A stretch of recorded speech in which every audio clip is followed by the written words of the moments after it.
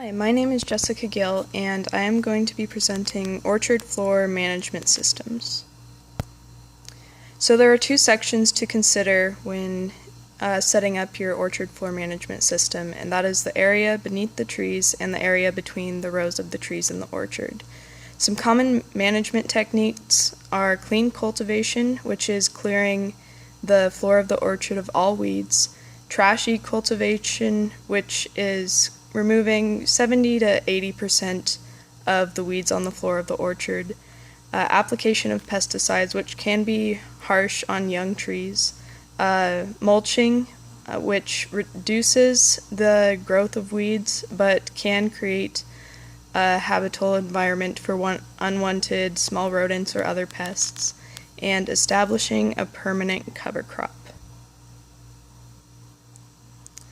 So some ideal cover crop qualities are what we're going to be focusing on here in this PowerPoint, which are quick establishment, reduced weed growth, reducing soil compaction and erosion within the orchard, providing a surface with good traction for equipment, especially in wet weather, increasing soil moisture retention, requiring minimal maintenance. They don't compete with orchard growth and production, and do not add additional pests or insect problems to the orchard.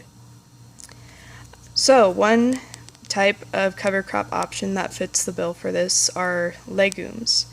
Advantages to legumes are that they do fix nitrogen in the soil, and this can be controlled to some extent by mowing the legume and discharging the plant remains into the tree row. Of course, if the tree row doesn't have legumes already in it. Disadvantages to this system are that legumes generally require more water than other cover crops, so it's a little bit more high maintenance. It's not very reliant on when it releases nitrogen.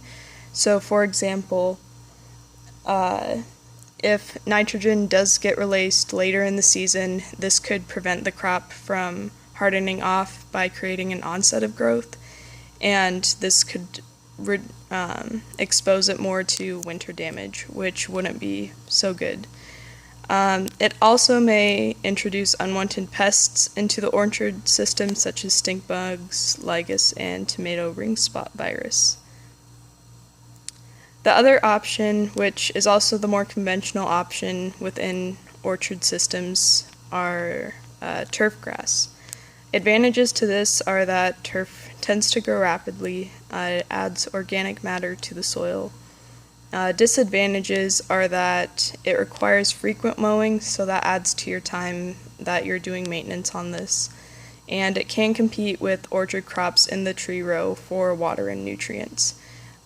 So a better option for this would probably be to keep the tree row free of any vegetation.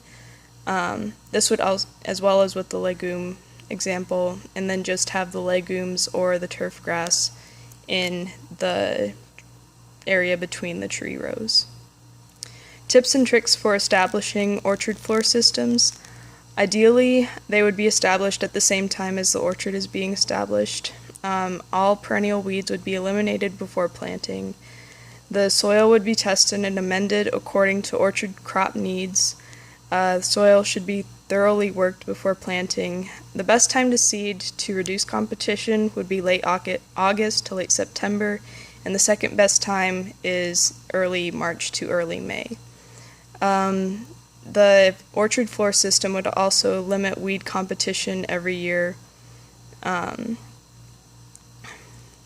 Or another way to limit weed competition every year would be to mow weeds before they reach 10 inches tall. And a nurse crop can also be used, such as oats, within the seeding mixture to help establish a cover crop and prevent crop erosion.